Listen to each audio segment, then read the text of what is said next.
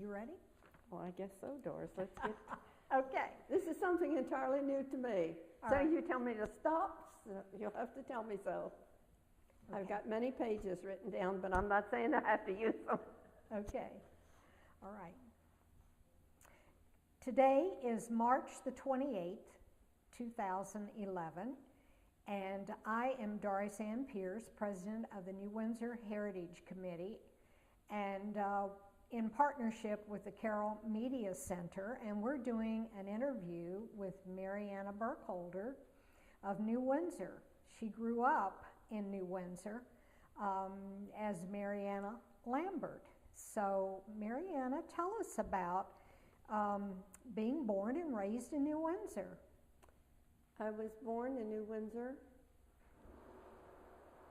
January 1928. At that time, the street was called Back Street. Later, and today, Water Street.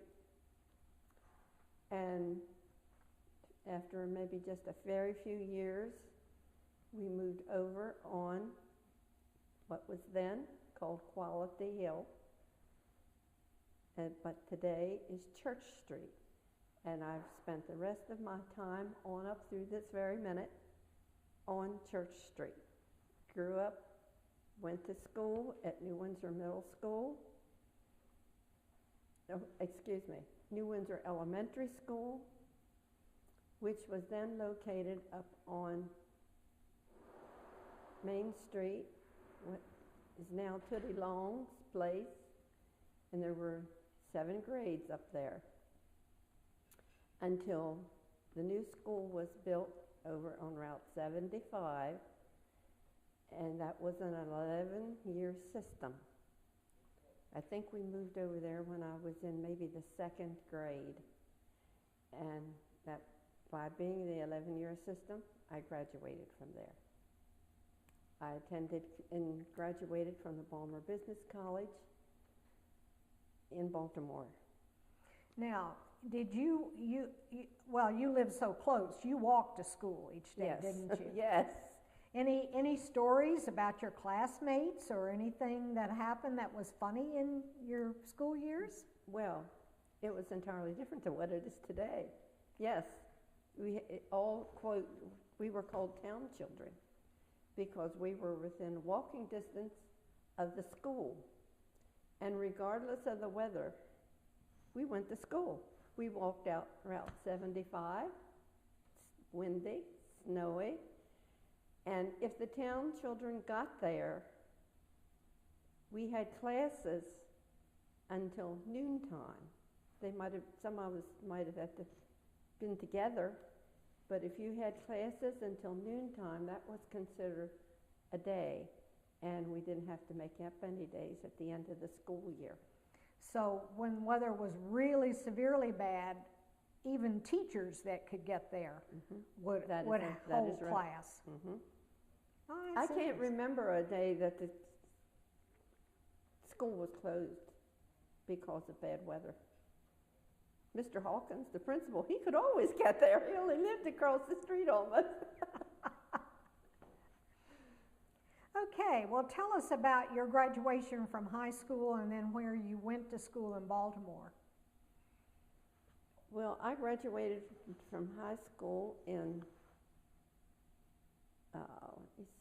1945.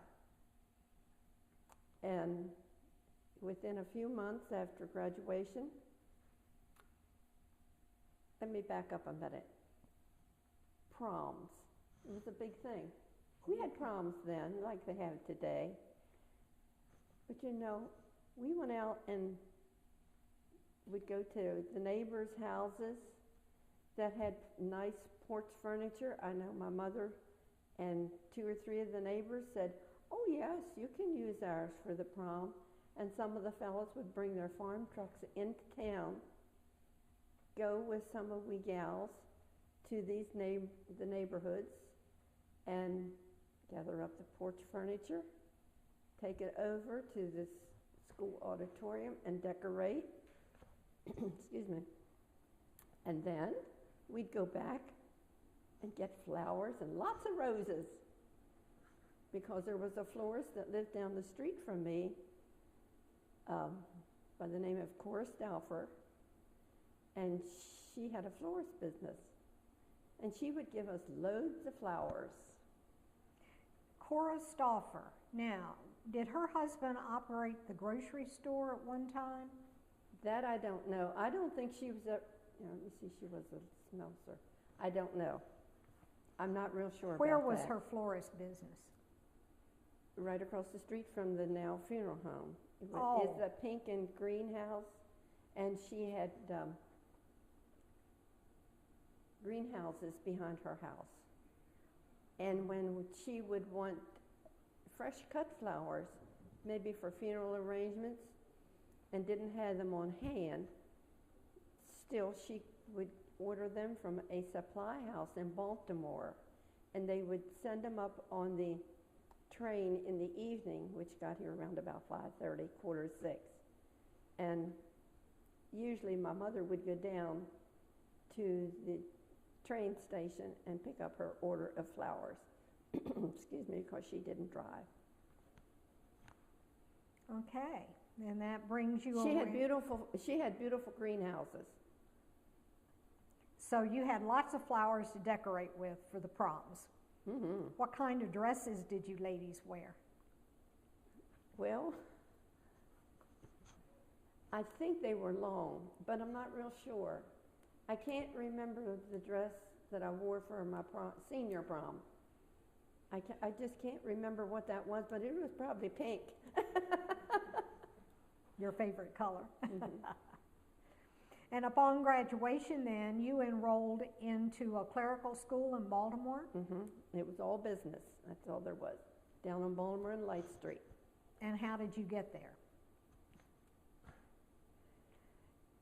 I first went down and stayed at, I think it was called Oklahoma's Home for Girls, and they only had girls, and it was backed by the Methodist Church.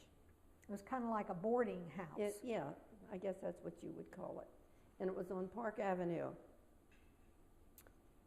And I stayed there for a little while, but I hated it. And I sort of got the idea, I'm going home this evening. I can get on that train and go home. And I did.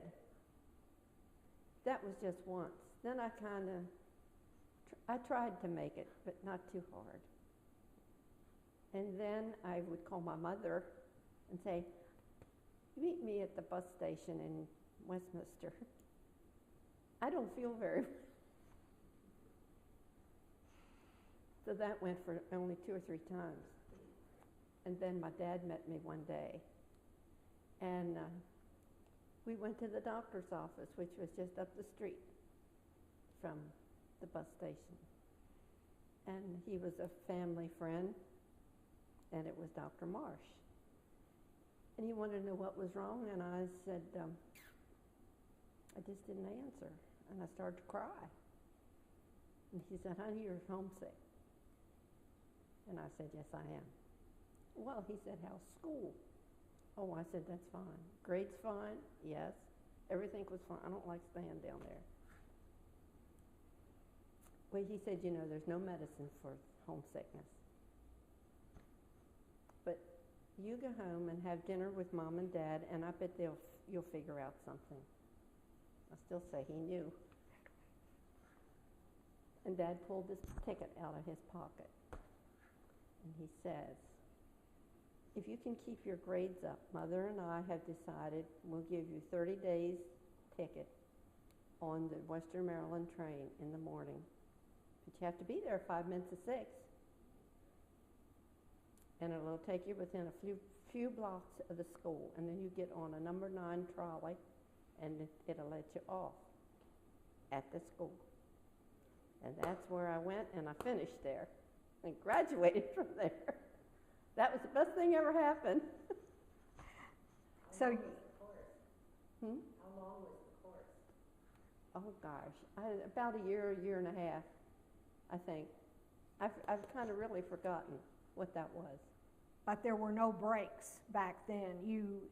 When you enrolled in a clerical school, it was every week for X number of weeks, whether it was 18 weeks or 20 weeks Yeah, or whatever. Mine was over a year. Yeah. I think it was well over a year to graduate fully for what they wanted. Well, what did you study there? I studied all business. Shorthand, typing. Oh, yes, because I didn't take any of that in high school because I wasn't quite sure whether it would be. Dad wanted me to go to business school because of his business. Mother wanted me to be a nurse. So I took academic, and I knew I would never go wrong. It's a good background. So I took academic and ended up going to business college. And I had everything, senior bookkeeping, typing, penmanship. That could even fail you.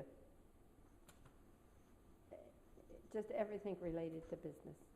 And then I had a little time left over, and I had the opportunity to study a little bit of law with a few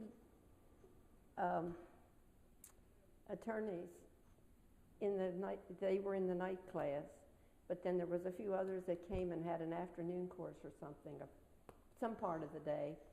And in order to fill up the time and be full credits, I took it.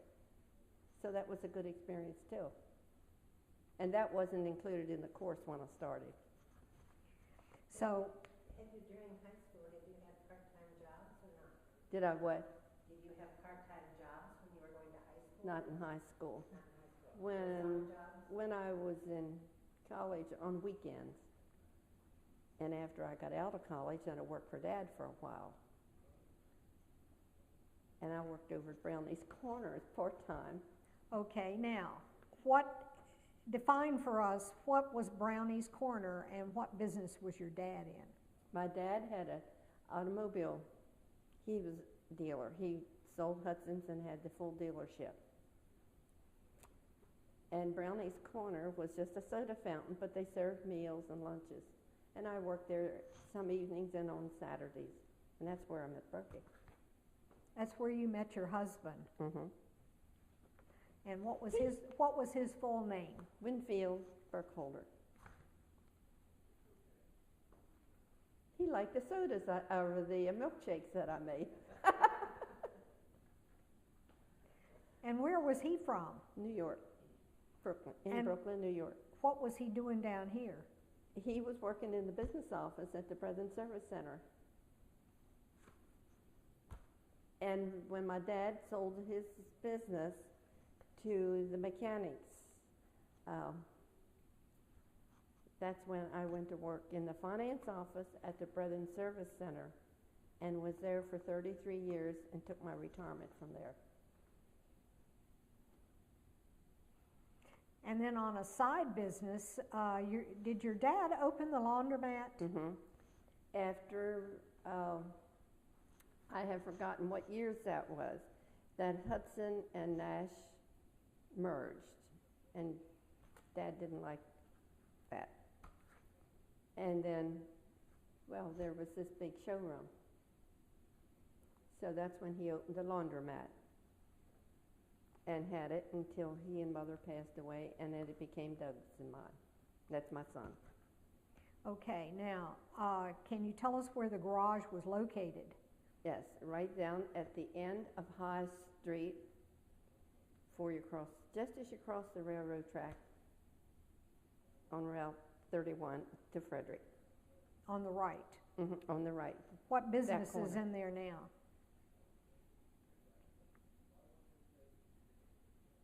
It's a Is pizza that a pizza shop? and a liquor store. Mm-hmm. And I don't know what's on the garage side. I think it's empty right now. Is it? Yeah. I wasn't sure about that. Okay. But And the he building, was there for 50 years. and the And building. when he bought it, excuse me, Go ahead. when he bought it, that little piece of that business, that piece of ground, and the little building that was there when he opened a station and a repair shop, it had formerly been a blacksmith shop. Okay, I don't think we knew that. Do you and remember? Don't ask me the name, Okay, because I do not know. and you don't know who the blacksmith was at No. the time? Okay. That's interesting. The building has had many uses then, Mm-hmm. but the long-term use was for the car dealership Mm-hmm. and garage. Yes, because Dad added to it twice. Fascinating. And what church do you attend? St. Luke's Winters Lutheran Church, located out on Route 75, about 2 miles out of New Windsor, on the right. And I went there. I've gone there all my life. I was born into it and baptized, confirmed. I wasn't married in the church. I was married at Mom and Dad's residence because the church needed repair. But I'm still a member there. And so is my son. And it's a very historic church. It dates back to the late 1700s Mm-hmm. and has some tombstones that have Yes, inscriptions. With my son,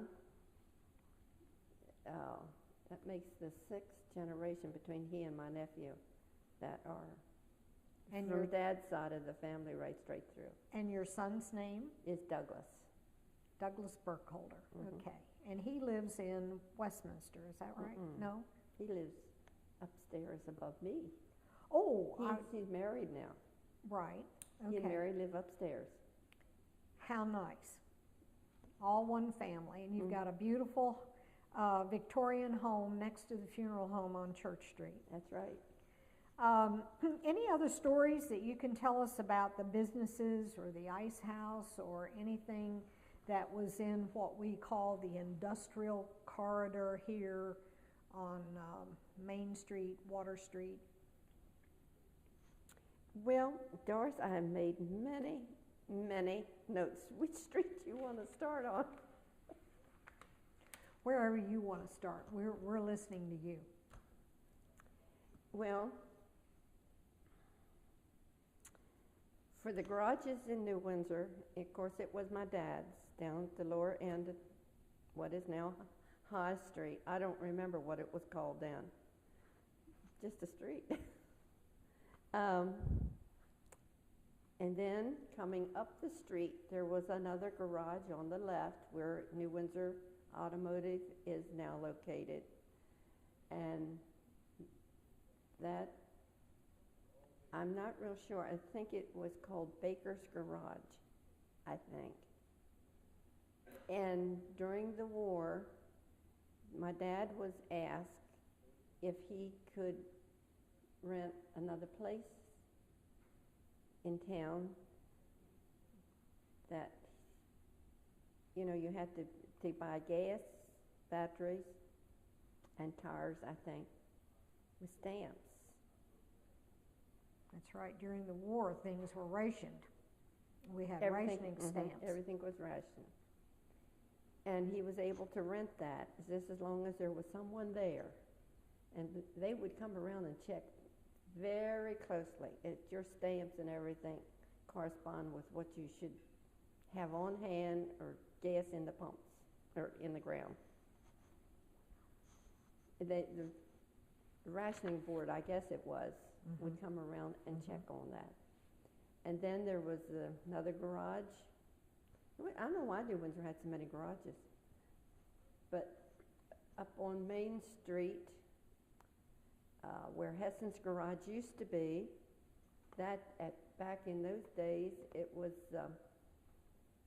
Fraunfelter's garage, and they sold cars too, and they were Nash. And then going out the street farther, at the end of Church Street now, was Palmer's garage. And he was a sub-dealer or a dealer, I'm not sure which, of Ford's. Quite a few garages in town. Mm-hmm. And for the grocery stores, well, there was always Rip Store at the end of Church Street, down that lower end. And I remember going in there to shop with Mother and Dad. And then, you know, the grocery store stayed open till 10 o'clock or so at nighttime, Saturday night. I remember Mr. Rook staying open till real, real late. And then he moved up to the street to where K&B Restaurant is today. And there, you know, they stayed in business there until they finally sold out a few years ago. But over on Main Street, let me see, what's that number? 316 Main Street. You know where Main? Mm-hmm. In that basement in part was another, I don't know whether he sold fresh green groceries, that I can't remember, but it was operated by a gentleman by the name of Roth Buffington. But you could go there and buy canned goods, you know, sugar, flour, coffees, and things such as that.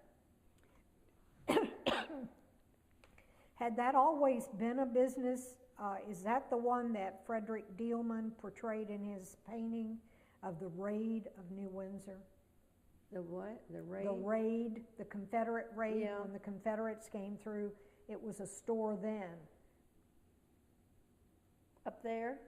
Mm-hmm. See, I didn't know that either. Okay. And Mr. Buffington, and because they were members of our church. And I just remember him being in that store, him and her. I don't think we were aware that it had continued to be a store after the 1800s. That would have been early 1900s. You don't know when that store might have closed, do you?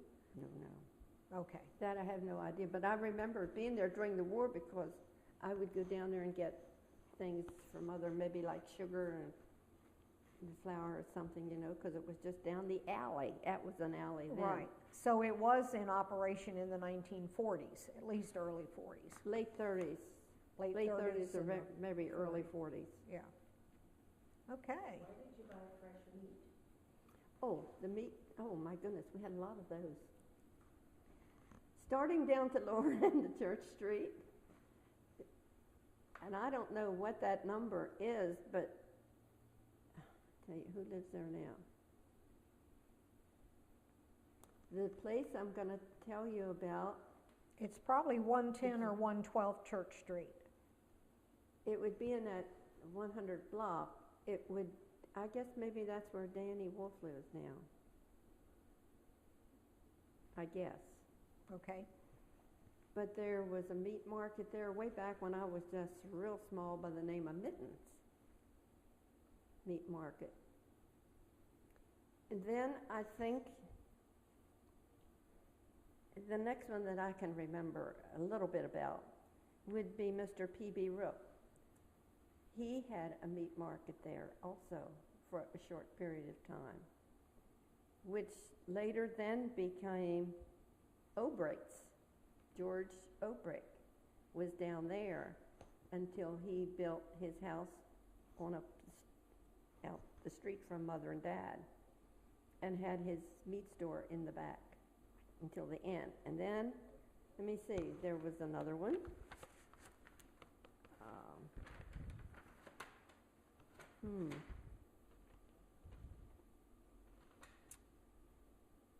Joe Engler in the alley below me, and he killed his He butchered steers, his butchered pigs right there. and Mhm. steers. Because I would go down there and pick up things for Mother.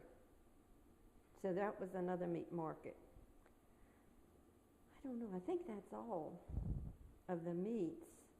Did they sell chicken as well? Did the meat market sell chicken as well? Chickens? Where would you get chicken meat?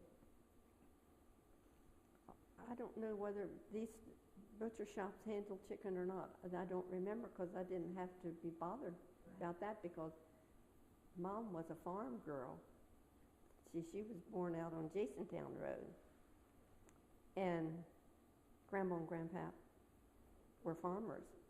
So So you got eggs and chicken probably from them. absolutely. And milk?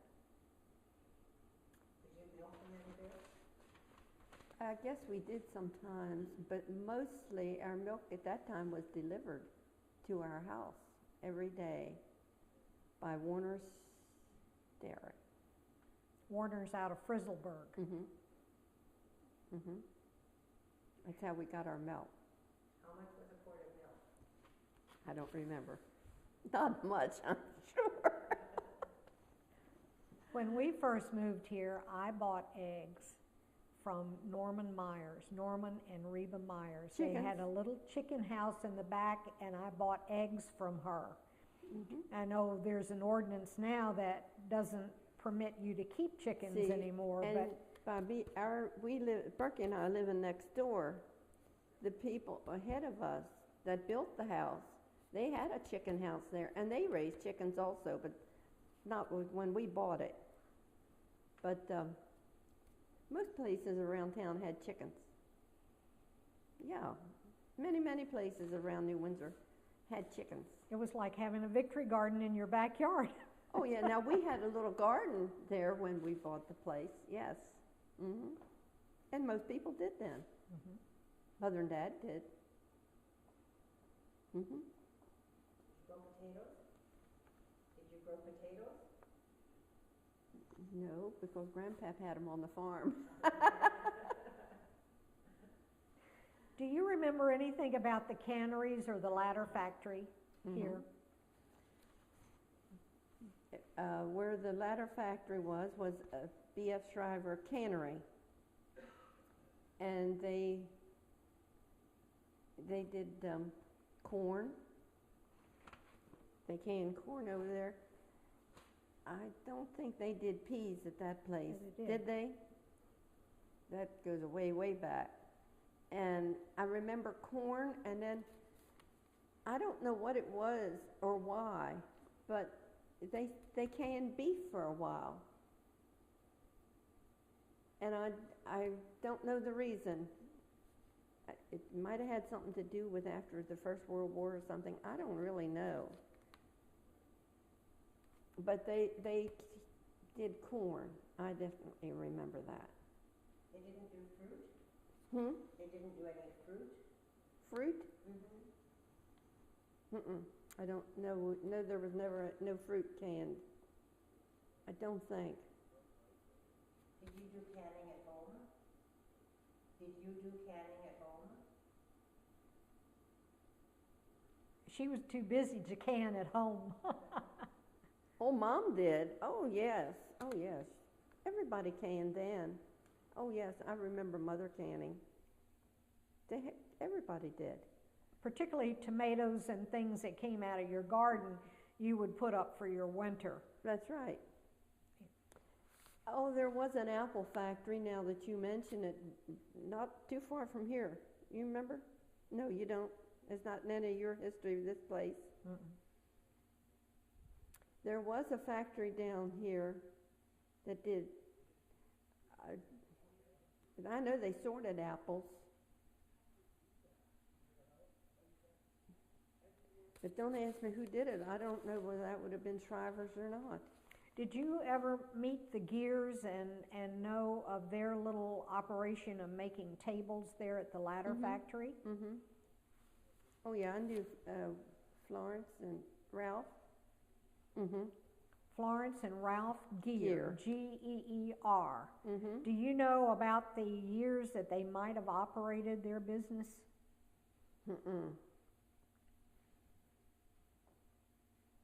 I just remember that they did that. And then after the Shrivers no longer canned corn, then did Gears have anything to do with the ladder factory? I don't think they did.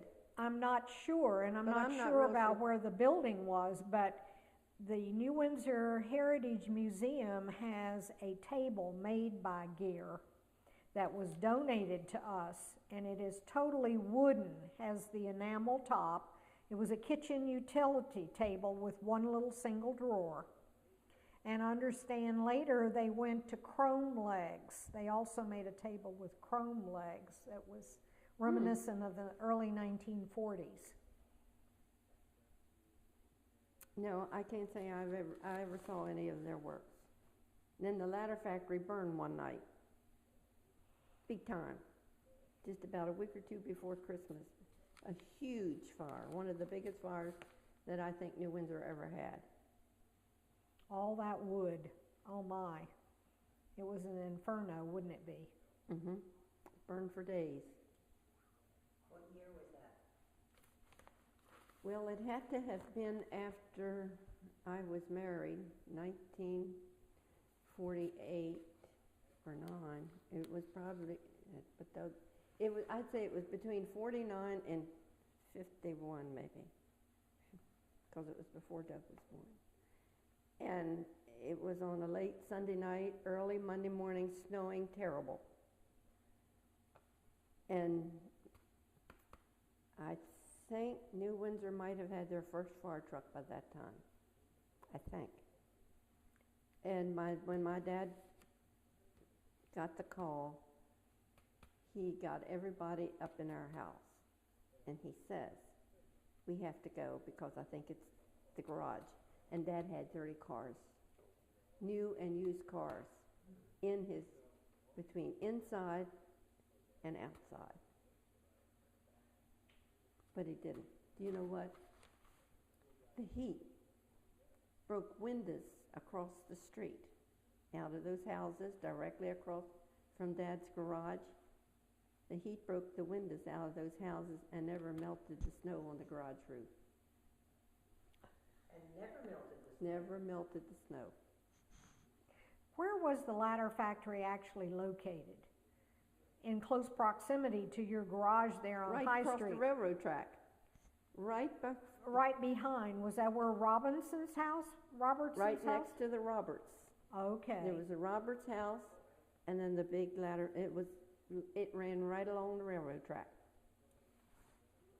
and it was a big fire. Wow. And it did. It burned for days. I'm sure. So where did fire engines come from? If New Windsor only had one, where else did they get That fire was their first one. Mm-hmm. Up until that point in time, all they had was It was a hand-pulled a hand-pulled, hose cart. what would they call that? Yes. It was a hand-pulled cart. It's on display in the new fire hall. And then my dad was on town board, and a lot of the guys thought, our taxes are going up if we don't have fire protection. And they got together and bought their first fire truck. And from there on, that's been just speeding right along, thank goodness. Yes. And my dad would be very proud of what's going on today, Yes, he would. especially when he sees the guys in full dress uniform, because that's the one thing he liked most of all. Were you an only child? I have a sister 10 years younger. Oh, okay. And where is she now? She lives over on College Avenue, and she's retired from Rand now, and is secretary at our church now. Okay, right. And she has one son. Okay, so you each had one child. We each have one son. That's it. Grandchildren? I don't. She has one granddaughter, Okay. but both of our husbands are deceased. How long have you been a widow? I have been a widow since 1993, Okay, and I think her husband lived a few years later. okay. But now you live in the family home. How does that happen? Well, my sister has that now. When Mother and Dad passed away, the business became mine Okay. until I sold out some years back, a few years ago. And my sister got the residence, which was just up the street 3 doors from me. And she has that rented to her brother-in-law and sister-in-law. But she has since passed away too, so he's living there alone. Because I had understood you to say that you lived in the house that you grew up in. Yeah, my sister has that house now. Okay, right. In fact, we lived in 2 houses on top of the street. Just one across, there was just an alley in between. Mm-hmm. I've seen many changes. Oh, and there's just one thing on Church Street I would love to see again. you know where the brick wall is in front of the houses on the opposite? The stone wall. I meant stone wall. Right. Well, there's a trough in there. And as I was a youngster and growing up, this florist that I was telling you about, she planted petunias in there every spring. And there's this like a post every so often, I don't know what you would call it, but it's a post. In there she would have geraniums with this petunias in between each one. It was gorgeous. Was that a horse watering trough at one time? You said it was a trough? It was a stone wall with an opening space at the top that filled with dirt that you could plant things in. It wasn't a horse trough? Mm-mm. No. Okay. There was only one in New Windsor to my knowledge, and that was the one up on Brownie's Corner for the horses to get water. Yeah, and that street light with the horse watering trough is now located in the park there at the corner of 75 and 31. Mm-hmm. When you were a girl, do you remember there being horses and carts on the roads? No. Well, no, wait. Yes, I do. Farmers would bring their milk into the dairy down here, and some of them did have horses and wagons to bring their milk to town. Now, my grandfather had a truck, and as I said, he lived on Jasontown Road, and he picked up a couple farmers' milk cans and would bring them in here. Because if I could stay all night with them, then I was allowed to go on the milk truck with him the next morning, and that was a real treat. It would be lined up way past my dad's garage, the farmers would be, to bring their cans of milk and dump them, sterilize the cans and wait for them. And then he'd always take me to Medford Grocery Company and get candy and ice cream. Grandpas were like that, weren't they? Yeah. Fun times. That was the fun time. Your grandfather was a farmer? A farmer. He didn't farm with animals then? Oh, yes. He did. Mm-hmm. He had animals to pull his plow and whatever other machinery he had. He didn't He have a was. tractor? He didn't have a tractor? Oh, no, that was before that day. He farmed with horses and mules. Okay. Mm-hmm. And a plus for that type of farming is that the war did not affect them with gas rationing because they had the horsepower. See that? Mm-hmm. And and cultivation here in Carroll County could continue without any interruption. That's right, because of that. Mm-hmm. What memories do you have of the Depression years? Very little, because I don't remember what the real years were of the Depression. Well, it was in the 30s, wasn't it? I grew up in the Depression. I guess I was a little too young to remember, having been born in 28. Yeah, and the stock market crash occurred in 29, and the Depression took a real slide then in 1930, and my parents were born in 1933, and married in 1933, and I was born in 34 in Indiana. My dad worked for Chrysler Corporation, and I can remember the soup and bread lines Really? in the town. Yeah, Because barely. I just, we walked everywhere. We didn't have a car, and Mother would say, "Oh, those poor souls. I am so thankful that your dad has a job and I can put food on the table." It just made an impression on me as a very young child. And that would have been in 38, 39. That far, that late? Yes. it really was the war that pulled us out of it, wasn't it? Oh, yes. Yeah, it was World War II that pulled us out of the Depression. Yeah, Mm-hmm. because we had to go into manufacturing of war machinery Right. and weapons, right. and that put everybody back to work. Mm-hmm. Although my dad's brother worked for the Civil Corps, and they built dams in the state of Tennessee. They worked on parks and dam construction for TVA. Was And that the beginning of the TVA? That's what I thought. It was Civilian Conservation Corps, wasn't it? correct, Yeah. Under Roosevelt. yes. Right. I just remember, and I guess this was due to the Depression too, but you see, I would only been a couple years old. The first time, we lived at the same place twice on Church Street, but my dad came home one day and cried because he said, we have to move because the lady has upped the rent. And I do know it had something to do with the Depression. I can just see that much in memory in the back of my mind. And we moved to a little place right across the railroad track down here, which was relatively new, but was a smaller place. And my dad took a second job. He was a mechanic up at where New Windsor Automotive is now. And he took a second job operating the ice plant at nighttime. And we moved over there for just maybe 2 or 3 years until he got back on his feet again, and that's when he bought the garage. So I guess it did have something to do with the aftermath, I guess you'd say, of the Depression. Mm-hmm. But as a small child, you aren't really aware of that, are you? No. As a small child, you aren't really aware of that. That's right. Probably your mother and dad could have told some stories Oh, about the yes. Depression. Yeah. I remember my grandfather giving me remember the little brown pass books if you had a savings account?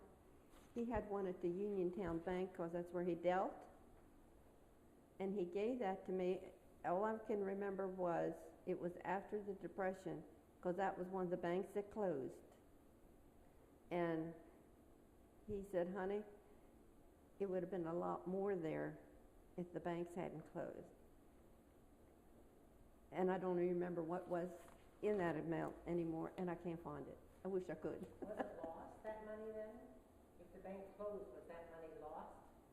So I guess it was Mhm. lost, wasn't it, because Mhm. your bank's closed? Right. Yeah. Excuse me. And that's what started people hoarding their money in jars and burying it in the yard or putting it under the mattress because they didn't trust the banks. I think some people are doing it today. Could be. Mm-hmm.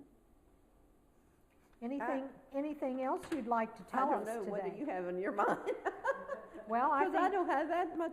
I don't have some of those. you've answered most of our questions, but you've got good notes there. So if there's anything else, Oh my. Oh, there was another store that was downtown. That was Strine's general Strine's store. Grocery, general store. Mhm. Okay. It was down at the lower end of Church Street also, and a hardware store. So we had so many businesses back then, and nothing today, and that is the disappointing part to me. Yeah. Well, the 1970s, the consolidated conglomerate stores came into being, and it put the small businesses out of business Mm-hmm. because Oh, yes. people got in the habit of going to Westminster, the county seat, where all the big businesses were opening up and had all the sales and the allure of one store shopping kind of concept, and people started going there Friday nights and Saturday nights and eating out, and it just killed the business. That's exactly what happened. But it was people doing it. I mean, it was consumer driven, wasn't it? Mhm. Yes. You know, the people wanted that, and so that's what they went to. And Yes. of course, Dealman's Inn. What do you remember about that? Mr. Dealman Mostly died. what my dad told me. Okay. Because I remember old Mr. Dealman sitting on the upstairs porch when we would have carnivals and big parades. And we had that drill team. My goodness, we had to stop right there in front of him and do our maneuvers. And that was fun. And we won lots of money and trophies. Lots of trophies. Tell us about that drill team. That's a question that I didn't have written down. You all had such fashionable little uniforms, and how many were in your group? How many? Oh my goodness. We had 3 squads, I think. Yes, first, second, and third squads.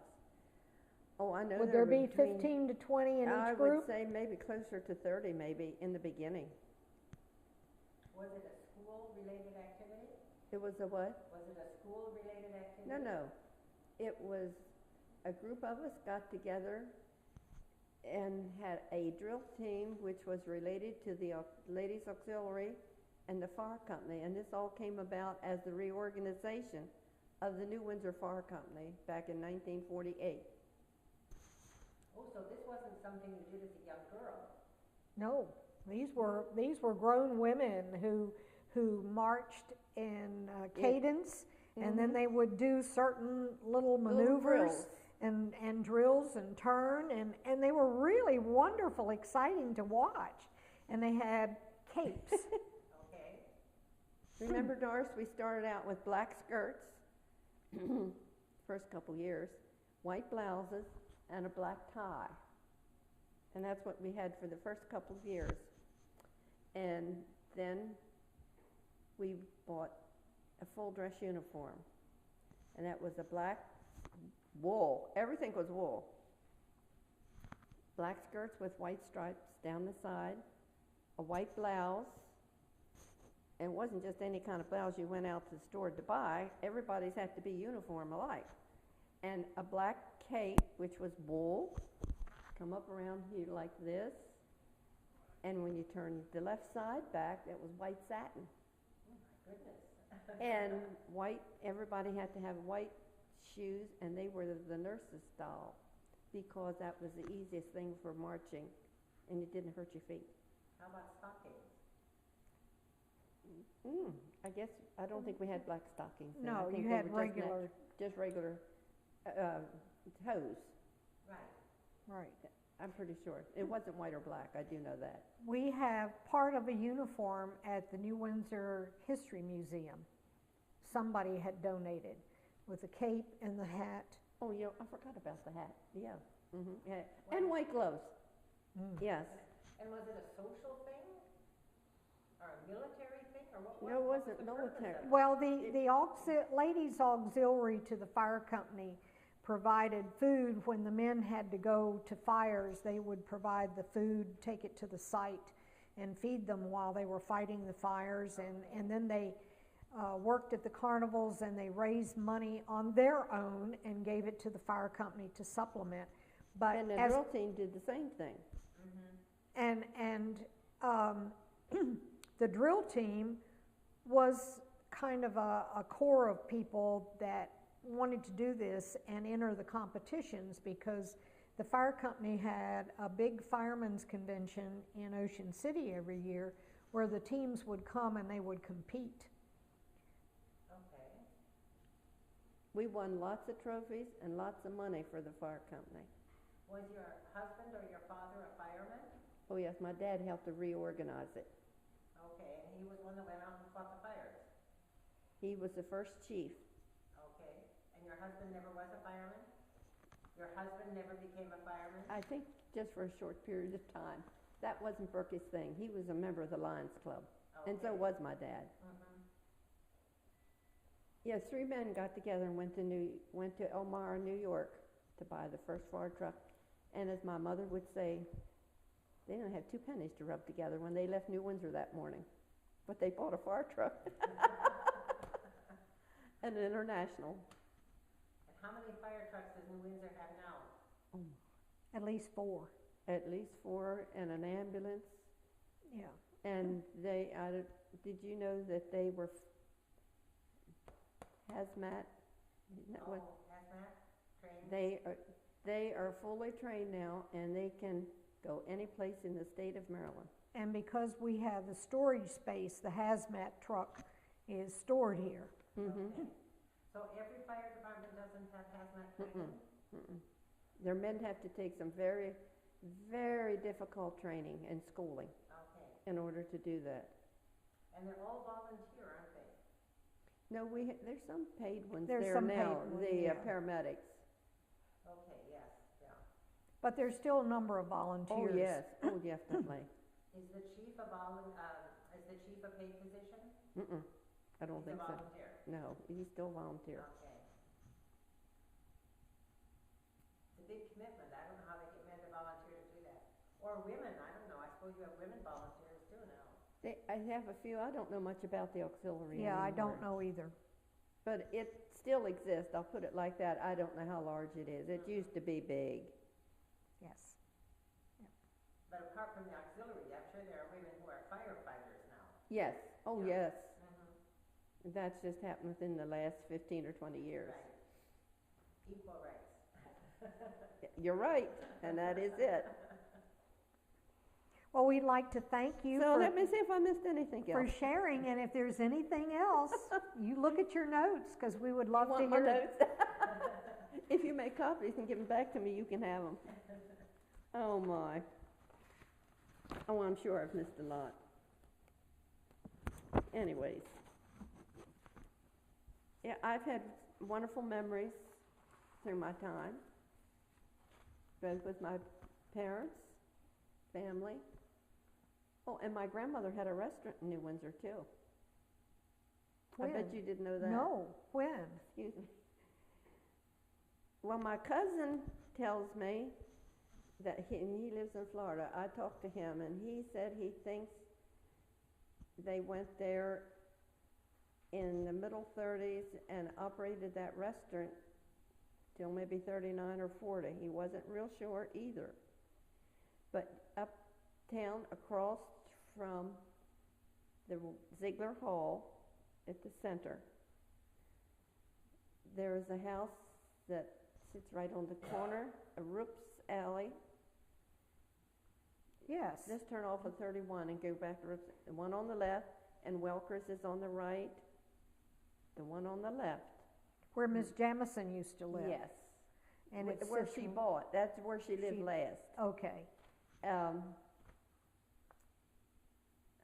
me see. The house sits exactly on the street. I mean, It it's is. right on. It has Right no on the front street. yard. There's no other way about it. My grandparents moved from Ellicott City. They originally lived in New Windsor, and I don't know what took them to the Ellicott City area, and they run a restaurant down there, and then moved back to New Windsor. And Grandma, And which set of grandparents? Dad's parents. Dad's parents. Yeah, So they were Mother's Lamberts. parents were always farmers. Okay. And what were their names? Arthur and Nellie Lampert. Okay. And she run a lunchroom right across from the campus. And then on Sunday after church, she served fried chicken dinners only on Sunday to people that would come out of the city and so forth. And that was in one large room right next to what is now the alley. And, you know, nice white linen tablecloths, napkins, nice little thin glasses. But that was the only day that room was ever open. And not until after church on Sunday. So the rest of the week she didn't open at all? Yes, the lunchroom was open during the week, But yes. the dining room was only on But just Sunday. not her formal dining room, just that one day. That was very brave in Depression years to open something like that. Mm-hmm. Yeah. Right. Somebody must have had money to go eat. These people came from, mostly they were city people, that's really all I remember. Your mother's parents, what were their names and where did they come from? Well, Grandma was a Babylon, some of Graham's family. And they were farmers. Now, let's see, Grandma's name was, oh my goodness, it's always been Grandma for so long. Mary Danner, and his name was James. Babylon. No, Oh, Danner. Danner. Mhm. Okay. Grandma was a Babylon. Oh, Grandma was the Babylon. Mhm, Okay. until she married Grandpap. And they had this farm on Jasontown Road, the house on one side and the barn on the other. And that's where, I don't know how Mom and Dad met. If I ever knew, I forgot. Probably at a church function back in those Probably. days. Yeah. And the Danner name is a long-standing name in the county. Definitely. A lot of German-sounding names, as I listen to you talk about people owning businesses and homes and so forth, a lot of German-sounding names. So, Well, we'd like to thank you this morning so for you your... want- I don't know if I forgot, probably a lot of things. We had a couple of doctors in town then, Dr. Marsh, Dr. Yeedy. A dentist? Huh? A dentist? No, doctors. I think we had a dentist. I think I've heard my dad say that, but I don't. Don't remember who he was. I don't. Because Do you remember when the Brethren Center was a college? oh yes, that's when my grandmother opened that lunchroom right across from the campus, and the Brethren bought it from the college in 1944, I think, 43 or 4, along in there. Right. And And it's the college closed. Or did it move elsewhere? It moved it moved to to what is now Bridgewater. Bridgewater, right? Bridgewater, Virginia, and that's when the Church of the Brethren turned the campus into a World Relief Center. They processed clothing and medicines for overseas relief. That's right. And now we don't process clothing. No, because it doesn't pay to ship it. Yeah, and there's just not the demand for it anymore. There's just not that demand. Yeah. And now that's where I volunteer every day. You still go there? Oh yes, after both my parents and husband are deceased, I just wasn't going to sit down and look four walls.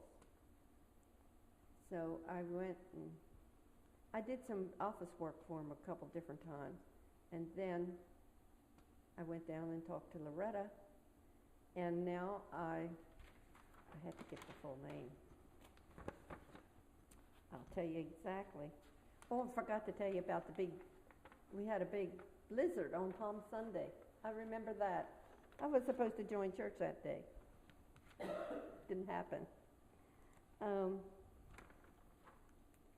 I am a daily volunteer in the National Resources Office Okay.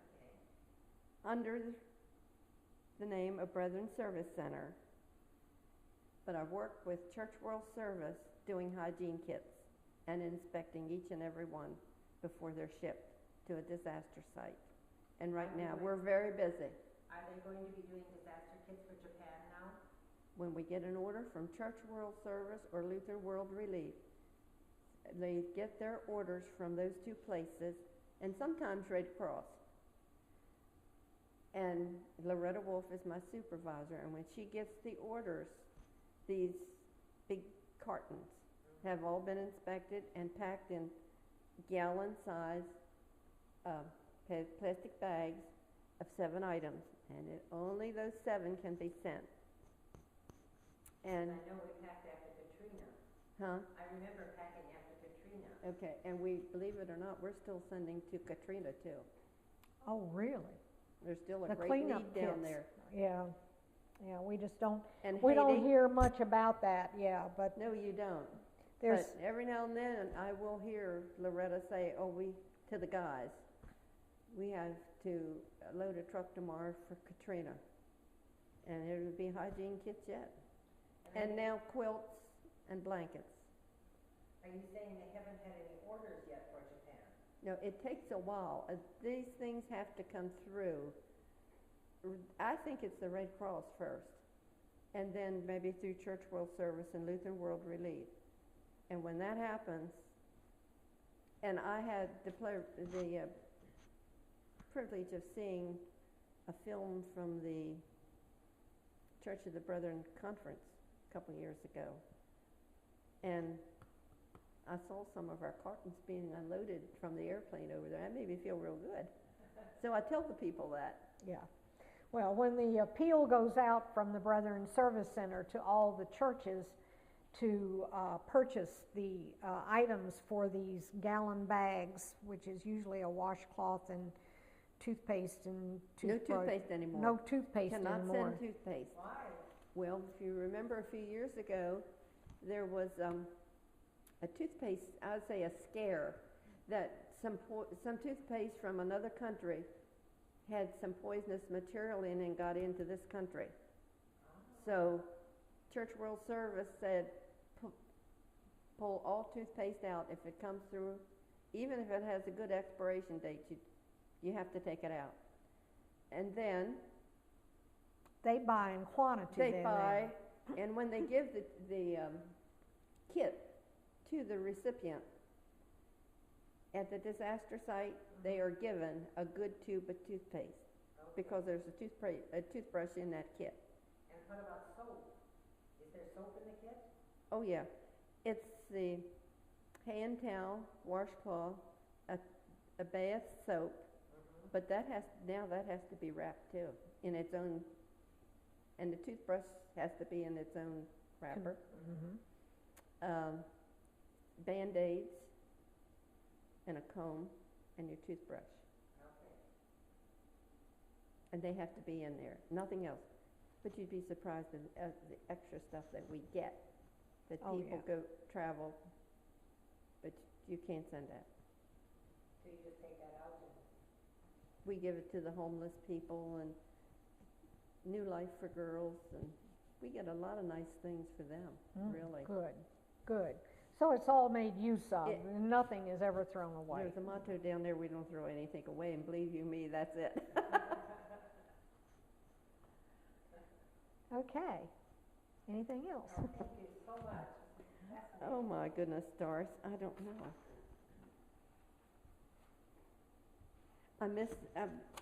We have all this traffic in town and no business. That is the part that really gets to me.